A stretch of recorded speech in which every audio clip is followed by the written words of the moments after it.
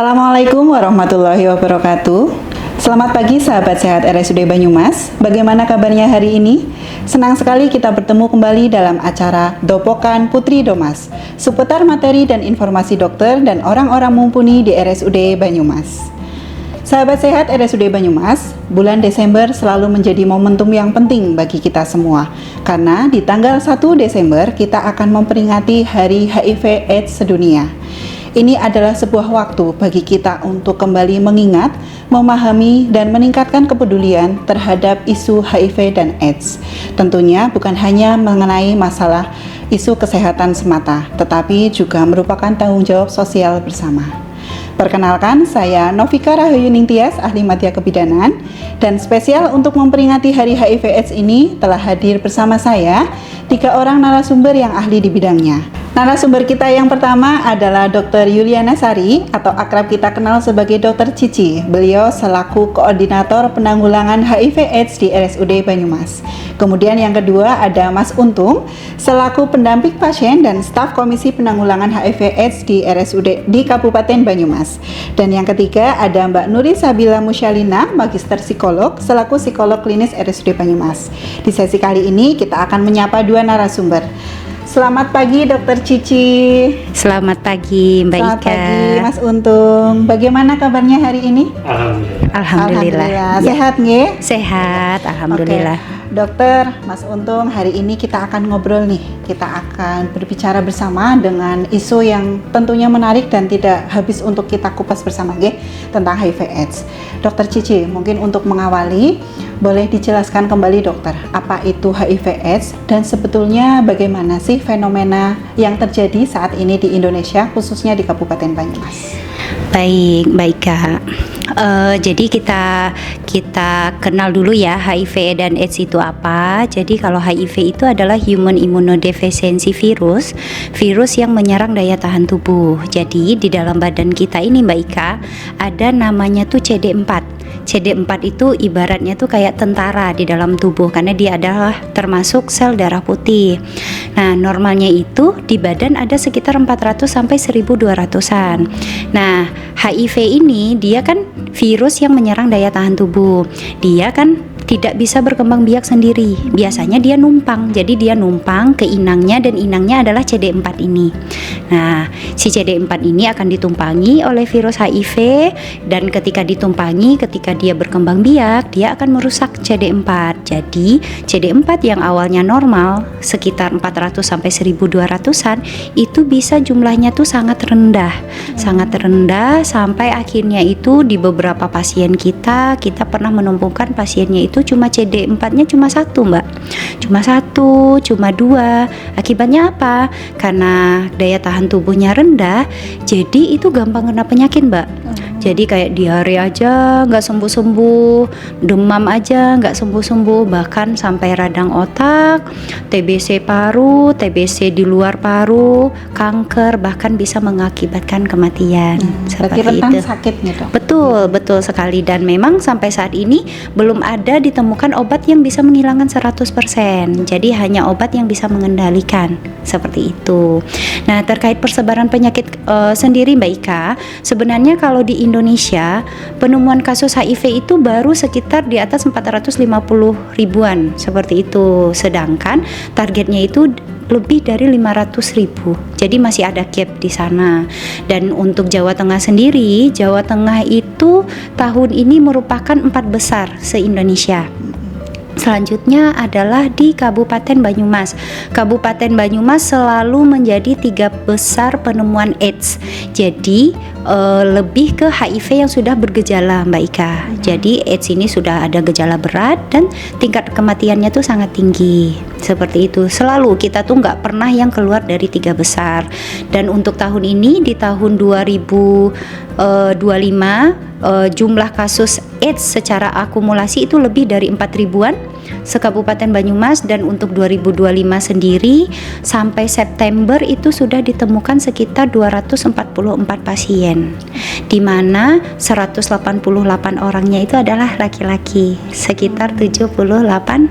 kayak gitu, betul. Terus dari persebaran umurnya pun Mbak Ika itu sekarang udah semakin muda Mbak. Kita sudah punya dari 244 itu kita punya yang pasien umur kurang dari 15 tahun itu ada 6 orang. Terus dari umur 15 tahun sampai umur 24 tahun itu tuh ada 34 orang. Kayak gitu. Dan selebihnya itu ada beberapa ya kelompok umurnya, tapi yang paling miris itu adalah ini Mbak Ika, di usia sekolah itu ternyata kita punya 6 orang yang masih usia sekolah.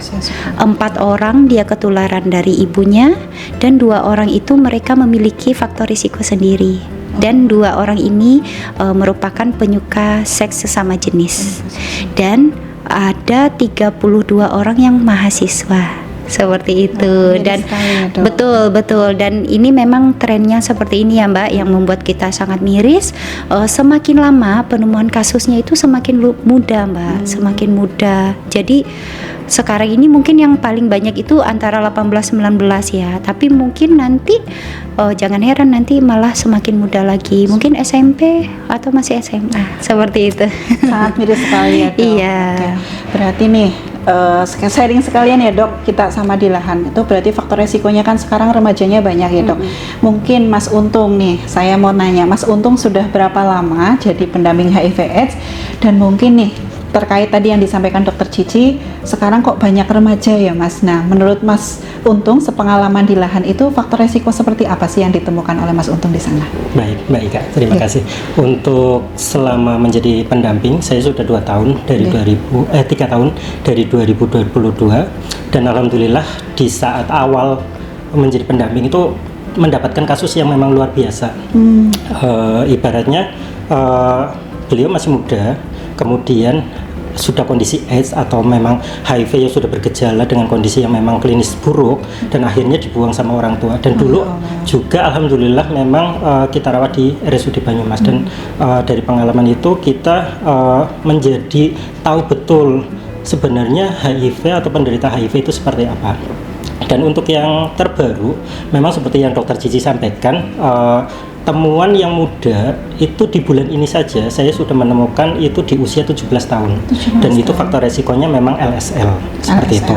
Dan setelah digali memang beliau beresiko di SMP, mulai dari SMP sudah melakukan resiko seperti itu Mbak Ika.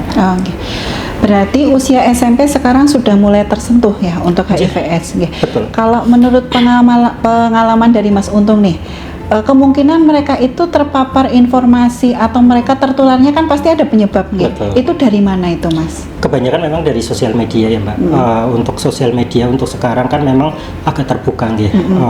Ibaratnya kayak mereka menggunakan aplikasi gay dating atau memang dia komunitas untuk gay. Itu biasanya awalnya itu memang masuk di iklan sosial media yang umum. Nah, mereka penasaran, masuk, dan ternyata malah jadi ketagihan, kemudian mereka berselancar di dalamnya, ketemu dengan orang yang mereka kiranya nyaman, kemudian dari pertemuan tersebut melakukan hubungan beresiko seperti itu sih Mbak. Dan juga memang ada beberapa juga yang memang karena faktor dari ketidakadaannya figur orang tua seperti itu. Jadi mereka cenderung memilih menggunakan sosial media untuk mencari figur yang mereka tidak dapatkan di keluarga. Ternyata dari figur itu mereka malah terjerumus seperti itu Mbak. Berarti ini Mas Untung mendapatkan cerita ini juga dari proses pendampingan itu sendiri gitu. Dan itu sesuai dengan fakta ya Dok? Maksudnya sesuai dengan data-data yang ada di Kabupaten Banyumas nih Dok? Baik, kemudian kalau misal dari Mas Untung nih sendiri, kan berarti media sosial itu sekarang sudah sangat rentan ya. Tetapi mungkin nggak sih Mas, kita kan sebetulnya karena penggunaan media sosial itu bisa untuk hal-hal yang positif gitu. Selama ini untuk proses pendampingan ada nggak strategi-strategi yang mungkin diterapkan kayak gitu? Paling kita edukasi ke sekolah-sekolah. Kita menginfokan baik untuk guru ataupun guru BK bahwa ini sebenarnya fenomena saat ini ada loh aplikasi-aplikasi yang memang mereka menjerumuskan siswa ataupun anak-anak remaja kita seperti itu. Jadi kita kasih lihat bentuk aplikasinya, seperti apa pemakaiannya. Jadi mereka nantinya bisa menjalankan sebagai contohnya razia handphone, mereka untuk dicek handphonenya. Mungkin kalau ada di salah satu handphone muridnya ada aplikasi tersebut, nanti tindakannya seperti apa, nanti ada edukasi tingkat lanjutnya seperti itu, Maika. Oke, baik. Nah, kemudian dari ini dok, ini kan dari remaja itu usia SMP sudah mulai ada nih dok. Kalau dari klinik VCT sendiri nih dok, itu biasanya kasus-kasus remaja yang kemudian sudah diketahui HIV/AIDS itu biasanya karena mereka melakukan pemeriksaan sendiri atau memang karena mereka ada kasus lain mungkin sakit gitu kemudian jadi ketahuan, atau dari mana dok mereka akhirnya bisa terdiagnosa itu? Jadi kalau di RSUD Banyumas sendiri itu macam-macam ya Mbak. Jadi beberapa kita memang menemukan dia itu sudah stadiumnya AIDS. Kalau stadium AIDS itu berarti dia sudah terkena HIV kurang lebih 3 tahun Mbak. Jadi kemungkinan besar dia itu sudah melakukan faktor resikonya itu sejak SMP. Ada yang seperti itu. Tetapi memang akhir-akhir ini kita perhatikan remaja-remaja ini ketika sudah berumur 17 tahun dan sudah mendapatkan KTP, dia kan sudah legal ya untuk mendapatkan akses kesehatan dan bertanggung jawab kepada dirinya sendiri. Dan rata-rata pasien-pasien kita yang umur 17, umur 18 tahun itu banyak yang sudah secara mandiri datang ke klinik VCT, dan itu biasanya tuh mereka dapat dari media. Jadi mereka sudah terpapar dengan HIV dan AIDS, terus mereka sudah secara sadar untuk mencari akses kesehatan. Nah, sayangnya Mbak, ini tuh kesadaran untuk mengakses kesehatan terkait HIV dan AIDS ini justru banyaknya tuh di penyuka sesama jenis Mbak, yang seks laki itu yang LSL. Sedangkan kalau misalnya yang memang mohon maaf yang free sex tapi yang heteroseksual ya, laki-laki dan perempuan, itu mereka biasanya belum terpapar dengan baik. Ya saya juga kurang tahu ya apa bisa dibilang miris atau bagaimana. Justru mereka-mereka ini yang dari penyuka sesama jenisnya itu ya alhamdulillahnya mereka lebih sadar akan kesehatan dan lebih banyak yang diketahui ketika mereka belum ngedrop ke stadium AIDS seperti itu. Satu pertanyaan lagi deh buat Mas Untung. Yeah. Mas, kalau di lahan yang sekarang sudah ditemui berarti usia paling muda berapa itu Mas? Usia yang paling muda kemarin itu 17 tahun 17 dan itu tahun. kondisinya memang sudah ada IMS atau sifilisnya positif. Sifilis. Betul. Beliau datang untuk WA ke saya dan menginginkan untuk dicek karena memang sudah ada klinisnya seperti itu. Kemudian saya arahkan untuk dicek dan ternyata memang positif HIV dan sifilis seperti itu. Itu berarti kesadaran sendiri ya? Betul, kesadaran sendiri, tetapi yang perlu ditekankan juga karena sudah bergejala. Mungkin kalau memang tidak bergejala, mereka sendiri pun belum mau untuk dicek. Itu berarti dari yang LSL itu? Iya, dari yang LSL. Sangat miris ya. Betul. Mungkin sekarang karena jenengan biasa di lapangan, mungkin ada pesan-pesan buat masyarakat atau buat teman-teman deh yang usia-usia remaja tuh kayak gitu, biar mereka nggak kadung, atau jika memang mereka sudah mulai menyentuh ke arah sana gitu. Kayak tadi yang disampaikan Mas Untung kan beliau mau memeriksakan karena sudah IMS nih, sudah ibaratnya sudah stadium lanjut lah kayak gitu. Untuk yang belum salah kaprah nih, sebetulnya sih memang sudah salah gitu, tapi apalah yang mungkin bisa disampaikan kepada jenengan untuk penguatan kepada remaja-remaja zaman sekarang? Siap. Untuk teman-teman ataupun para remaja yang memang kita tidak melegalkan ya Mbak, ibaratnya sudah terlalu jauh dalam berkegiatan resiko. Jadi jangan nunggu sudah bergejala, tetapi sesegera mungkin untuk pengecekan kesehatan atau lebih sadar akan kesehatan mereka sendiri. Seperti itu sih Mbak. Oke. Baik. Oke. Dokter, tadi saya sudah dapat cerita nih dari Mas Untung ya terkait dengan kasus yang terjadi di lapangan. Sebetulnya penularan seperti apa sih dok? Kasus HIV/AIDS itu seperti bagaimana yang terjadi, dan terutama mungkin dokter kan punya pengalaman terutama di Kabupaten Banyumas. Ya, baik Mbak Ika. Jadi kalau HIV itu kita kenal penularannya itu hanya dari 3 cara, Mbak. Yang pertama dari hubungan seksual, yang kedua itu dari kontak darah, dan yang ketiga itu dari ibu ke janin, baik proses hamilnya, melahirkan maupun menyusui, seperti itu. Dan memang sayangnya lebih dari 85% penularnya itu dari hubungan seksual, terutama dari homoseksual, Mbak. Karena homoseksual ini ibaratnya kan hubungan seksual bukan melalui tempatnya ya, jadi itu ada gampang pendarahan dan itu lebih gampang untuk tertular jika homoseksual, seperti itu. Kalau untuk kontak darah sendiri seringnya pada orang yang pakai narkoba suntik yang bergantian, dan mungkin di sebagian kecil ada yang menerima transfusi darah, tapi untuk saat ini sudah sangat jarang. Itu. Nah, dari kontak darah dari penggunaan narkoba suntik, kita walaupun para remaja saat ini yang kita soroti, mereka itu menggunakan penyalahgunaan itu sebenarnya bukan narkoba suntik, tetapi ada penyalahgunaan narkoba atau obat-obatan psikotropika, mereka tetap bisa diincar, Mbak. Kenapa? Karena ketika mereka ibaratnya tuh penyalahgunaan obat, biasanya kan akan meningkatkan libido ya, ujung-ujungnya itu melakukan hubungan seksual. Kalau sudah hubungan seksual ya berarti penularan HIV lebih dari 85%-nya dari hubungan seksual. Kembali lagi seperti itu, seperti lingkaran setan kayak gitu. Oke, baik. Di sini juga kita sudah ada narasumber lain, ya.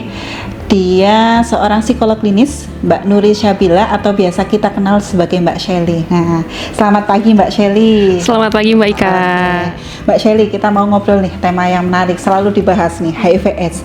Nah, tadi sudah disampaikan penularannya itu kan ada tentang fisik ya, dari fisik. Tetapi sebetulnya penularan HIV itu kan tidak hanya dari faktor fisik saja, ya, tetapi juga mungkin dari psikis. Nah, sebetulnya faktor psikologis seperti apa sih yang kemudian menjadikan remaja itu rentan untuk tertular dengan resiko HIV/AIDS? Oke, terima kasih ya Mbak Ika ya. Tadi sebenarnya kan sesuai dengan yang Dokter Cici sampaikan, faktor resiko tadi yang menyebabkan penularan itu ada 3, tapi ternyata yang paling besar persentasenya itu adalah perilaku seksual beresiko gitu ya, yaitu di dalamnya tadi LSL, artinya homoseksual, kemudian tadi mungkin perilaku seksual yang berganti-ganti pasangan gitu ya, dan mungkin tanpa pengaman dan lain-lain. Dan tadi juga sebenarnya saya menyimak ya paparan dari pendamping yaitu Mas Untung juga, bahwa memang di lapangan itu anak-anak remaja itu sangat rentan terpengaruh adanya sosial media gitu ya. Sekarang secara psikologis kalau kita lihat kenapa rentan di antara itu, yang pertama tentu dari perkembangan otak. Jadi perkembangan otak remaja itu sebenarnya lebih pesat di bagian di area emosi, amigdala, ada bagian situ. Tapi manusia itu kan dia berkembang menunjukkan kematangan intelektual dan kedewasaan itu ketika otak depannya atau kita sebut prefrontal cortex itu lebih matang. Dan itu di usia remaja itu belum matang gitu Mbak Ika. Itu menyebabkan artinya apa? Impuls atau dorongannya itu besar, kontrolnya rendah gitu. Karena kan sebenarnya hasrat seksual itu normal ya. Normal. Itu terjadi dan itu ada di tahap perkembangan anak remaja memang. Ketika dia puber, dia pada laki-laki itu perubahan bentuk tubuh, mimpi basah, pada perempuan menstruasi, itu memang konsekuensinya adalah mereka punya dorongan gitu. Cuman masalahnya tadi karena mereka kontrolnya masih kurang, jadi rentan untuk melakukan sesuatu tanpa berpikir. Itu yang kita sebut impuls. Ya, tadi ya perkembangan otak. Kedua, peer pressure. Jadi tekanan dari lingkungan, tekanan dari teman-teman sebaya. Jadi misal kalau tadi Mas Untung cerita gitu ya, mungkin teman-temannya, dan sekarang juga saya kan sebenarnya sebelum mendampingi di area HIV, kadang-kadang ada remaja-remaja konseling gitu kan tentang gangguan depresi, kecemasan, yang ternyata juga di dalamnya udah banyak remaja-remaja, mohon maaf, perempuan dengan perempuan, laki-laki dengan laki-laki. Itu betul tadi karena lihat media sosial dan teman-temannya ternyata sekelas seperti itu. gitu. Jadi karena ada tekanan teman sebaya seperti kamu nggak keren deh kalau kayak gini, cobain aja gitu. Ada tekanan itu. Lalu yang ketiga itu minim literasi. Jadi saya sangat berterima kasih juga ya sama teman-teman di sosial yang mau edukasi ke setiap sekolah gitu ya. Artinya itu positif sekali membantu kita semua gitu ya. Minim literasi seksual, literasi emosi. Gimana cara regulasi emosi kan nggak tahu. Jadi anak-anak remaja itu sering susah membedakan antara cinta dengan tekanan. Jadi dia merasa kalau si orang ini memeluk aku atau melakukan sesuatu hal yang kaitan dengan seksual itu aku dicintai ya, gitu. Ya itu ya. Atau misalnya dia susah membedakan antara validasi bahwa dia tuh butuh diakui, dia tuh butuh merasa dibutuhkan. Padahal sebenarnya itu dia sudah melakukan perilaku yang sangat beresiko bagi diri dia. Karena banyak anak-anak dengan yang tadi SMP gitu yang masih kecil-kecil itu mereka dipengaruhi juga selain media sosial, biasanya pasangan yang mempengaruhi itu lebih dewasa atau lebih tua sedikit mungkin gitu ya. Sehingga mudah terpengaruh lah gitu. Terakhir adalah relasi di keluarga, tadi udah disampaikan oleh Mas Untung sebagai penguatnya ya. Intinya memang kalau di rumah itu orang tua itu ya zaman sekarang tuh kan orang tua itu saingannya adalah media sosial. Iya, betul. Jadi orang tua itu kalau dulu kita kenapa nurut karena kita nggak pernah tahu dunia luar. Betul. Kalau kita dibilang jangan ke sana ya, di sana ada ini kita oke, kita nurut. Kita nggak tahu. Iya. Kalau sekarang jangan ke sana, enggak gitu. Aku baca kok katanya gini gitu. Jadi kuncinya itu ya sebenarnya keterbukaan komunikasi. Kalau misalnya di rumah lebih banyak hukuman, tertutup satu arah, kamu harusnya ini titik. Jadi anak itu rentan untuk cari informasi tuh di luar atau di media sosial yang dimana itu jadi beresiko. Kayak ngomongin hal-hal seksual kan tabu ya seolah-olah. Padahal nggak apa-apa, kita bilang aja itu di rumah supaya mereka ini. Nah itu faktor resiko secara psikologis. Oke.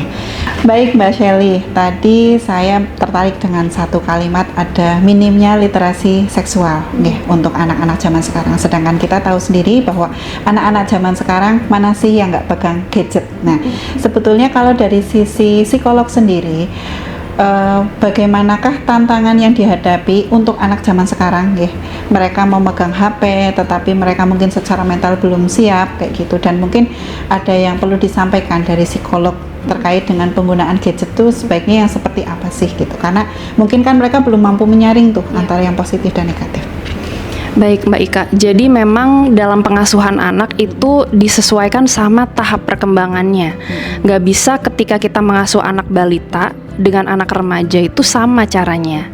Jadi memang perlu satu adalah kesediaan orang tua untuk orang tua tuh nggak perlu sempurna, tapi ada nggak kemauan buat belajar gitu. Kalau dia mau belajar itu insya Allah mudah lah gitu, karena apa yang harus aku lakukan gitu yang pertama. Nah jadi kalau anak SD dalam proses dia belajar tadi media sosial harus dengan pendampingan penuh. Jadi maksudnya pendampingan tuh artinya ya kita batasin, benar-benar batasin dari durasinya. Kemudian kita kasih tahu website atau apa yang boleh dia buka dan tidak boleh dia buka, itu harus jelas.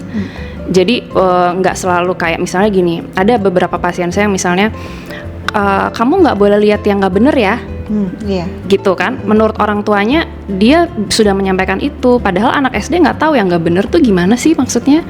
Ya disebutkan aja gitu. Artinya apa sih yang kita nggak bolehin dia, aplikasi apa.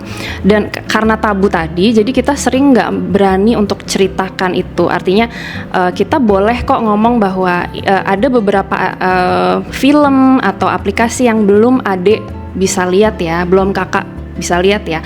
Bisa lihat tapi kalau nanti kakak udah umur 20 tahun misalnya, saat dia udah lebih matang gitu ya. Jadi pendampingannya penuh, durasi harus jelas, dan sebisa mungkin nggak yang di kamar sendiri terus gitu ya.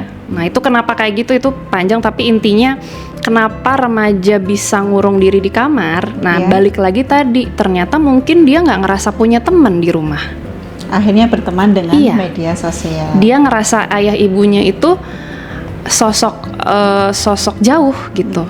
Dia nggak deket, jadi dia ngerasa ya udah di meja makan juga semua sibuk sendiri, aku di kamar gitu. Nah kalau remaja itu udah lebih latihan trust. Jadi kuncinya kalau kita udah kasih pendampingan di SD, di usia remaja itu kita udah boleh trust. Artinya kita menanamkan respect itu seperti kontak mata. Kita bilang, kakak, ibu percaya loh sama kakak. Gitu. Kakak, jadi diskusi, kakak tahu nggak kalau misalnya nih kakak, misalnya perempuan gitu ya, kakak pegangan tangan itu resikonya apa ya, kakak harus diomongin kayak gitu. Jadi kakak tahu ya resikonya itu, ibu percaya loh sama kakak, kalau ada apa-apa cerita. Jadi kita udah nggak lagi bukain WhatsApp dia karena itu akan memblok kepercayaan dia jadi tambah kabur. Kalau kita buka WhatsAppnya, kita masih perlakukan dia seperti SD, seperti anak SD, dia kabur, dia blok, terus dia akan tambah ngumpet-ngumpet. Tapi kalau kita ngobrol, terus kita kasih dia kepercayaan dengan kontak mata, gitu ya, ibu percaya, dia itu masuk dan harapannya jadi motivasi internal dia ketika dia mau ngelakuin sesuatu yang beresiko, suara inner voice ibunya muncul. Oh, ada jeda gitu, enggak deh, ibu kan udah gini. Ada itu trust mungkin. ya, ada Iya, itu berarti tadi yang kaitannya dengan faktor psikologis tadi ya, gitu ya. Monggo, baik. Oke, baik. Berarti untuk kasus HIV/AIDS sendiri, ada nggak yang mungkin konsul ke psikolog selama ini, Mbak Shelly? Oke, kalau misalnya di ruang praktek poli gitu ya, sejauh ini selama saya 5 tahun di RSUD Banyumas, saya belum menemukan yang langsung ke psikologi gitu.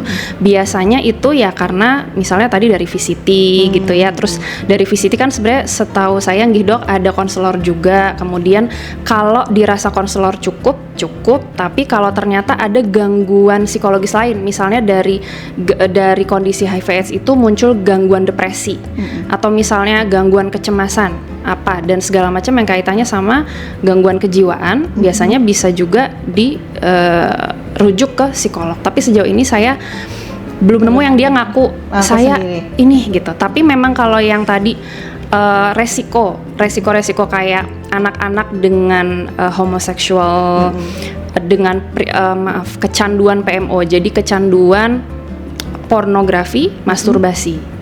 Itu biasanya itu yang datang ke poli.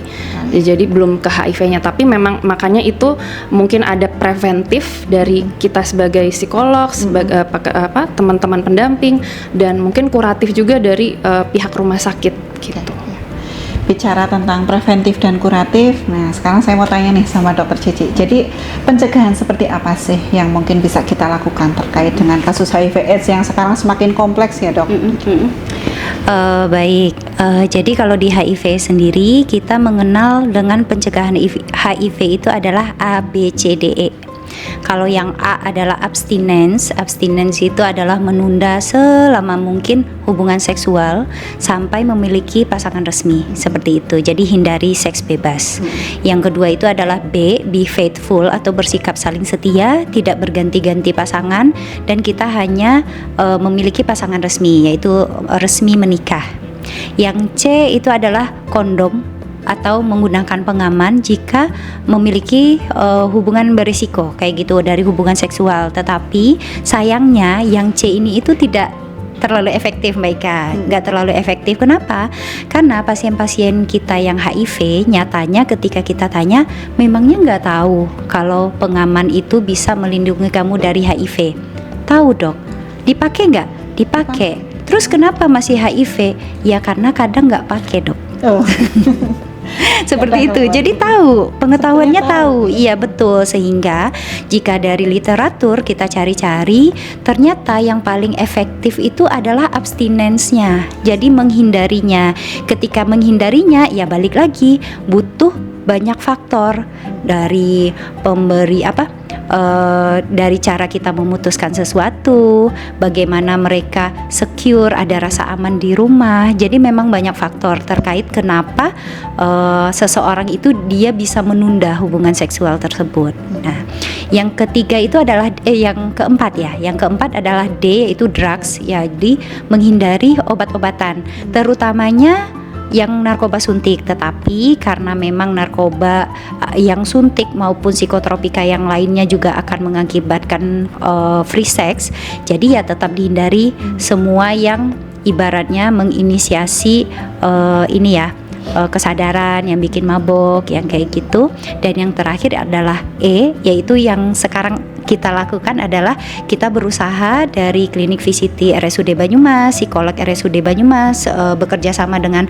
pendamping pasien HIV di RSUD Banyumas. Kita berusaha memberikan edukasi sebanyak-banyaknya kepada masyarakat, dan harapan kita masyarakat yang menyaksikan materi kita pada pagi hari ini bisa menyebarluaskan sehingga kita semua bisa terlindungi dari HIV dan AIDS. Oke. Berarti kalau secara pencegahan ada A, B, C, D, E gitu ya, Dok. Oke. Mungkin dari Mbak Shelly ada dari untuk pencegahan secara psikis nih, ada pesan-pesan yang mungkin bisa disampaikan.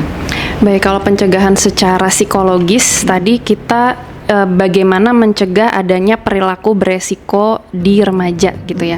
Karena semua perilaku beresiko itu berbahaya, termasuk ujungnya nanti ke HIV/AIDS ini gitu ya. Jadi bagaimana sih membuat remaja itu lebih mampu berdaya mengambil keputusan yang aman buat dirinya? Itu sebenarnya kalau saya sendiri punya istilah gitu ya untuk saya sendiri. Ada 3 self atau 3 penguasaan diri dan 1 relasi. Jadi penguasaan diri itu maksudnya yang pertama tuh meningkatkan kesadaran diri atau self awareness. Maksudnya kita itu sebagai remaja atau anak-anak remaja itu bisa belajar untuk menentukan faktor pemicu. Apa sih yang bikin aku pingin melakukan perilaku beresiko itu? Kenali dulu, apakah karena aku butuh perhatian, apakah karena aku kesepian, apa karena FOMO tuh fear of missing out, kayak mau ikut-ikutan aja, atau apa nih gitu, iseng, ada karena iseng aja gitu ya. Jadi kita kenali dulu apa sih faktor impulsivitas itu. Terus anak remaja juga bisa belajar, atau orang tua bisa bantu anak-anak remaja belajar untuk kasih jeda. Jeda tuh berarti ketika udah mau melakukan perilaku beresiko, kenali ini karena apa. Kasih jeda untuk tarik nafas 10-20 detik lewat hidung, terus tiup sambil dalam hati mikir, kalau aku melakukan ini, apa yang akan terjadi padaku? Kalau aku melakukan ini, apa yang akan terjadi padaku? Boleh dengan jeda itu. Jadi aware, sadari lebih banyak tentang kenapa ya aku mau ini, buat apa gitu. Yang kedua tadi tentang diri, tadi kan 3 diri ya. 1 kesadaran diri, kedua konsep diri. Konsep diri itu bahasa awamnya seperti bagaimana sih kita memandang diri kita sendiri gitu. Bagaimana kita anak remaja itu kenal sebenarnya aku tuh siapa sih? Aku tuh kekuatanku apa sih? Keterampilan yang baik dalam diriku apa? Terus kelemahan aku apa? Nah, itu hanya bisa diketahui kalau misalnya dia sering berdialog sama dirinya. Dan makanya untuk sambil cari eksplorasi itu, Kak, kita anak-anak tuh perlu dikasih, kita ngomongnya klise ya, tapi ya aktivitas positif tadi. Jadi daripada kalau dia kesepian, daripada perilaku beresiko, lebih baik ya kalau di sekolah ada ekskul, basket gitu misalnya, pramuka, atau cewek-cewek misalnya keputrian misalnya, atau paduan suara, pokoknya apapun yang membuat dia itu lebih mengenal dirinya. Siapa sih aku? Bagian dari apa sih aku ini? Gitu. Nah, baru self regulation. Jadi regulasi diri tadi. Nah, itu nggak lepas dari orang tua juga ya. Bagaimana kita belajar untuk mengenal perasaan-perasaan kita.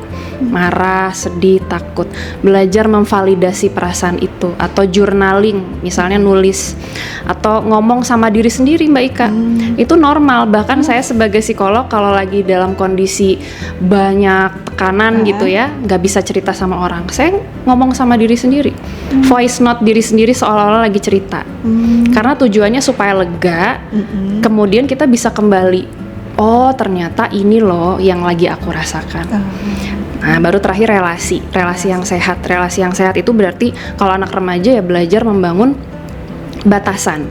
Batasan tuh berarti gini, anak remaja tuh sering samar antara tadi cinta sama hubungan seksual tadi ya. Padahal iya memang dalam cinta gitu ya, dalam pernikahan itu sendiri bahasa cinta salah satu yang wajib itu hubungan seksual ya. Karena itu hubungan seksual itu ibarat kalau secara psikologis itu bahasa cinta tertinggi sebenarnya. Karena bersatu gitu kan, percaya. Nah, tapi pada anak-anak remaja mengira oh ketika aku disentuh, aku diinin tuh aku dicintai. Padahal sebenarnya balik lagi ketika anak remaja ini belum dalam hubungan yang resmi tadi ya, dia akan rentan terlibat banyak perilaku seksual yang beresiko. Jadi lebih baik batasi diri dengan oke, aku berharga apapun yang terjadi. Jadi aku berharga walaupun aku nggak perlu memberikan tubuhku. Gitu. Aku tetap berharga walaupun aku tidak mengikuti semua yang pacar aku bilang, kayak gitu. Nah, rasa aman itu hanya ada pada kalau keluarganya itu juga nomor satu menciptakan rasa aman itu lewat komunikasi terbuka yang tadi saya bilang. Mungkin itu. Oke. Terima kasih Mbak Shelly. Ya. Dokter Cici, berkaitan dengan tema HIV/AIDS tahun 2025 nih Dok. Bersama hadapi perubahan, jaga keberlanjutan layanan HIV. Ini tema yang kalimatnya juga sudah sangat menarik dokter. Mungkin bisa diceritakan apa yang melatar belakangi pengambilan tema ini. Baik Mbak, tentunya untuk pengambilan tema Hari AIDS di tahun 2025 ini yaitu bersama hadapi perubahan, jaga keberlanjutan layanan HIV ini tentunya tidak ujuk-ujuk ada ya Mbak ya, pasti melalui pertimbangan-pertimbangan tertentu. Tetapi memang kalau misalnya kita lihat secara global, sudah banyak lembaga-lembaga yang biasanya dia itu LSM atau NGO gitu ya, yang mereka peduli dengan AIDS, misalnya kayak USAID, ada yang Global Fund dan lain sebagainya. Itu memang bantuan dari negara maju ini memang sudah sangat berkurang Mbak, karena kan memang global sendiri itu kan banyak ketidakstabilan ya, ada perang, ada tantangan ekonomi dan lain sebagainya, sehingga pendanaan yang dulu ibaratnya itu sangat banyak untuk penanggulangan HIV dan AIDS sekarang itu sudah sangat-sangat berkurang. Yang berkurang itu tidak hanya kegiatan tetapi bahkan sampai pemeriksaan-pemeriksaan tertentu yang sebenarnya penting walaupun tidak utama, ada yang sudah mulai dibatasi seperti itu. Nah, berkenaan dengan hal ini tentunya tidak mungkin kita mengembalikan lagi ke lembaga-lembaga ini yang biasanya menolong kita ya. Tentunya kita harus, ibaratnya kita juga harus menginventarisir nih kemampuan kita kayak gitu, sehingga diharapkan dengan tantangan global ini kita khususnya di Indonesia kita harus mulai mendata nih Mbak, apa sih yang bisa membantu kita. Kita mungkin nanti menginventarisir baik dari OPD-OPD lain, dari masyarakat apa sih yang bisa mereka berikan, kontribusi apa yang bisa mereka berikan dalam penanggulangan HIV dan AIDS, sehingga pelayanan itu bisa berlanjut terus. Misal kalau misalnya di rumah sakit mungkin akan ada tambahan pendanaan yang sebelumnya di cover full, mungkin harus ada subsidi dari rumah sakit seperti itu. Atau dari masyarakat sendiri, seperti yang kita tahu HIV itu kan stigmanya masih tinggi. Nah, mungkin dari masyarakat juga stigmanya juga harus kita ya sama-sama lah. Jadi jangan ada stigma, jadi biar pasien-pasien kita itu bisa rutin pengobatan. Karena seperti ini Mbak Ika, HIV itu kalau pasiennya rutin pengobatan, dia bisa mencapai HIV virusnya itu tidak terdeteksi, dan ketika tidak terdeteksi mereka itu tidak mungkin menularkan. Nah, jadi sangat bagus sebenarnya kalau pasien-pasien itu rutin pengobatan. Sayangnya tingginya stigma di masyarakat membuat pasien-pasien kita itu ketakutan. Akibatnya apa? Mereka tidak mengakses kesehatan, tidak meminum obat, virusnya banyak, dan ketika mereka melakukan hubungan berisiko, jadi mereka membuat jadi semakin banyak pasiennya. Jadi ini kan jadi kayak dilema gitu ya Mbak. Pasien semakin banyak, alat dan bahan untuk pengobatan HIV semakin berkurang, pendanaan kita semakin berkurang, dan kita nggak bisa mengendalikan kalau tidak ada kontribusi dari masyarakat. Seperti itu. Makanya ini harapan besar dari kita semua, jangan sampai penanggulangan HIV hanya di pihak-pihak tertentu saja. Jangan hanya mengandalkan rumah sakit, jangan mengandalkan dinas kesehatan, tetapi dari yang paling kecil. dari keluarga, dan ada yang rutin biasanya dawisan kayak gitu ya, dawisan PKK ya kayak gitu, Karang Taruna sekolah ya, sama-sama lah kita bersama-sama, kita bergandengan tangan sehingga kita jalin kekompakan dalam penanggulangan HIV dan AIDS, sehingga semoga dengan kebersamaan kita bisa nantinya mencapai target HIV dan AIDS di tahun 2030, yaitu mencapai 3-0, yaitu zero pertama itu adalah tidak ada lagi infeksi HIV baru, yang kedua itu adalah tidak ada lagi kematian karena AIDS, dan terakhir sudah tidak ada lagi stigma. Sekian. Yang terakhir mungkin ya dok ya, ini sekaligus menutup untuk pertemuan sesi kali ini nih dok. Mungkin nanti di lain kesempatan kita akan ngobrol lagi nih, soalnya kalau ini kayaknya harus dilanjutkan terus ya dok ya. HIV/AIDS itu kan kasusnya masih gitu, seperti tadi, biar kita mengurangi stigma dari masyarakat. Dokter, pesan-pesan yang mungkin bisa diberikan terkait dengan HIV/AIDS untuk rakyat Indonesia, khususnya Kabupaten Banyumas dengan fenomena yang ada, monggo. Ya baik, karena memang kita adalah yang paling sering itu adalah stigma yang masih tinggi. Jadi di HIV/AIDS itu kita ada slogan yang biasanya sangat kita sebarluaskan ya Mbak, yang yaitu adalah untuk HIV dan AIDS, kita jauhi penyakitnya, jangan orangnya, dan hindari seks bebas. Baik, terima kasih, materi yang sungguh sangat luar biasa. Sebetulnya masih pengen nih dok, kita ngobrol-ngobrol panjang, cuma mungkin karena keterbatasan waktu, saya sampaikan banyak terima kasih untuk Dokter Cici, kemudian untuk Mbak Shelly, dan juga Mas Untung ya. Baik, terima kasih kepada sahabat sehat RSUD Banyumas yang telah mengikuti kegiatan Dopokan pada hari ini. Jangan lupa tetap ikuti kegiatan Dopokan dengan materi dan narasumber yang berbeda. Jika sahabat sehat RSUD Banyumas ingin menyumbangkan usul mengenai materi, judul, atau informasi yang diinginkan, jangan lupa kirimkan komentar di kolom chat. Kemudian jangan lupa untuk like, share, dan subscribe. Salam sehat untuk kita semua. Wassalamualaikum warahmatullahi wabarakatuh. Waalaikumsalam warahmatullahi wabarakatuh.